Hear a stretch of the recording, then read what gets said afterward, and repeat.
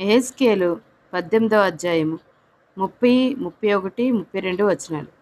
కాబట్టి ఇశ్రాయేలులారా, ఎవని ప్రవర్తనను బట్టి వానికి శిక్ష విధింతును.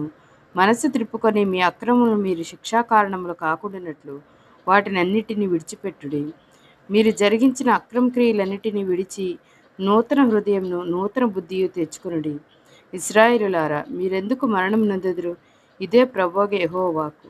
మరణము నొందువాడు మరణము నొందుటను బట్టి నేను సంతోషించువాడును కాను. కావున మీరు మనసు త్రిప్పుకొనుడి, అప్పుడు మీరు బ్రతుకుదురు.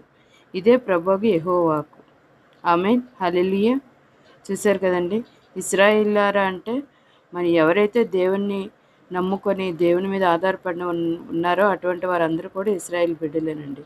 అటువంటి వారందరూ కూడా వారి పాపం నుంచి ఆయన తట్టు తిరగమని దేవుడు సెలవిస్తున్నాడు.